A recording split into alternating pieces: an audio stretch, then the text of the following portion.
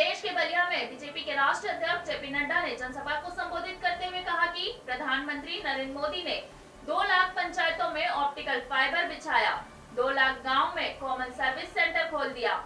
यहीं पढ़े लिखे अनपढ़ अखिलेश यादव कहते थे कि भारत तो अनपढ़ों का देश है, इसका डिजिटलीकरण करके क्या करोगे, गांव में वाईफाई क्या करेगा।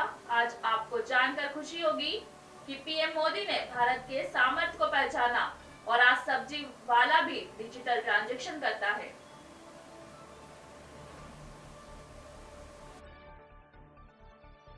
गांव में पक्की सड़कें बन रही है कि नहीं बन रही हैं?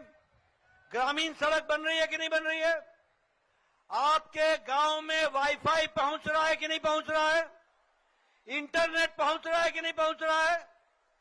प्रधानमंत्री मोदी जी ने 2 लाख पंचायत में ऑप्टिकल फाइबर बिछाया। 2 लाख पंचायत में प्रधानमंत्री मोदी जी ने 2 लाख गांव में कॉमन सर्विस सेंटर खोल दिया। Common service centre.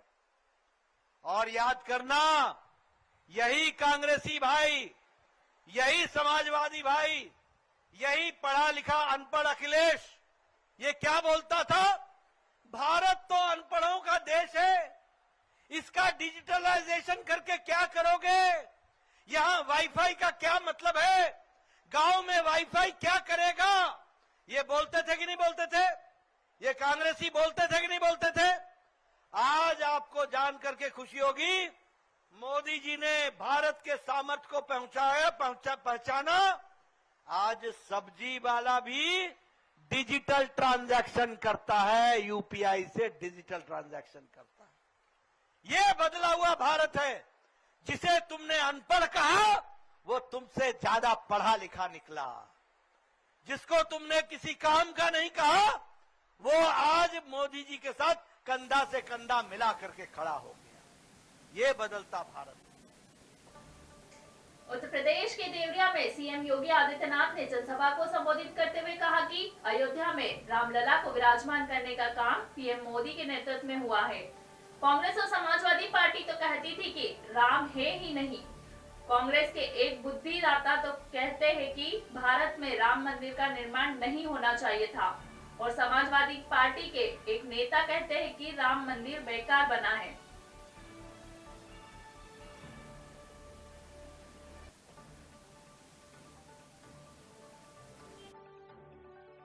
देखो, अयोध्या में रामलला को विराजमान करने का काम मोदी जी के नेतृत्व में हुआ है। बहनों और भाइयों, कांग्रेस और समाजवादी पार्टी तो कहती थी राम हुए ही नहीं, और समाजवादी पार्टी ने तो अयोध्या में राम भक्तों पर गोलियां चलाई थी। अभी कांग्रेस के एक बुद्धिदाता कहते हैं कि भारत के अंदर राम मंदिर का निर्माण नहीं होना चाहिए था, और समाजवादी पार्टी के एक नेता कहते हैं कि राम मंदिर बेकार बना है। मुझे देख के आश्चर्य होता है इनकी बुद्धि और इनके विवेक पर। अरे भारत के अंदर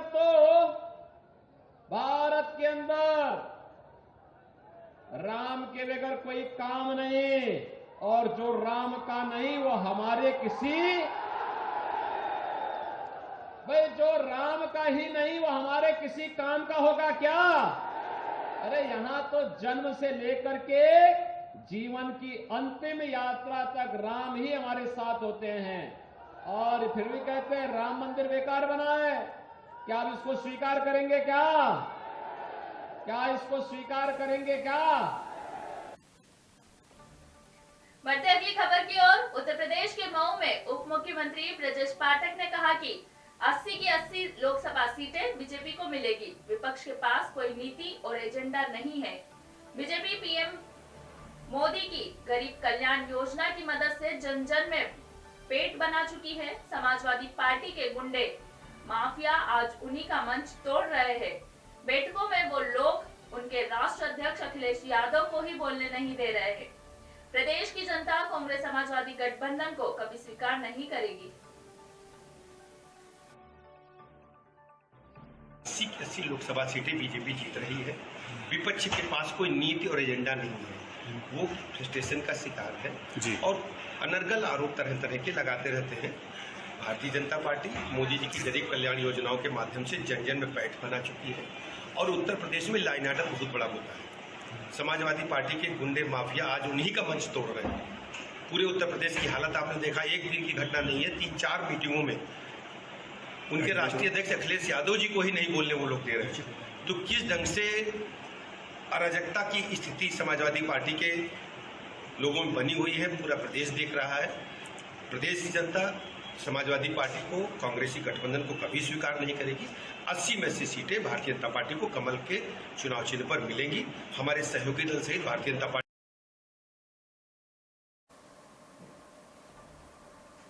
बढ़ते अगली खबर की ओर। उत्तर प्रदेश के जालौन जिले के नदीगांव थाना क्षेत्र में बकरी चराने गए युवक का जंगल में शव मिलने से इलाके में सनसनी फैल गई। परिजनों ने युवक की कुल्हाड़ी से मारकर हत्या की आशंका जताई है, क्योंकि युवक के सिर में गहरे घाव के निशान हैं। वहीं जानकारी मिलते ही पुलिस मौके पर पहुंच गई। शव को कब्जे में लेकर पोस्टमार्टम के लिए भेज दिया। वहीं परिजनों की तहरीर पर पुलिस ने मुकदमा दर्ज कर 3 संदिग्धों को पूछताछ के लिए हिरासत में ले लिया है। फिलहाल पुलिस मामले में आगे की कार्रवाई कर रही है।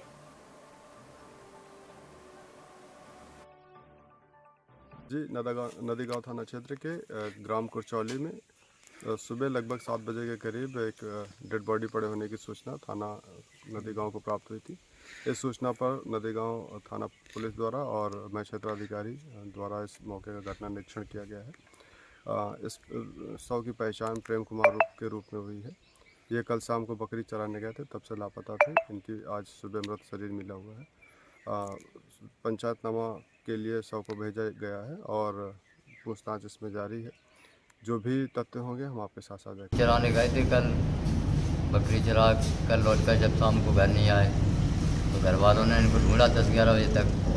जब नहीं मिले तो सुबह लोग गाँव से और भी गए, मुझे गांव के नज़दीक मिले। पीछे कुल्हाड़ी की चोट है। कुल्हाड़ी की चोट क्या लगता है हत्या की गई? हाँ, हत्या करी गई है। तो पुलिस से शिकायत की है इसको लेकर? पुलिस पहुंच गई मौके पर। पुलिस ने जांच करके हॉस्पिटल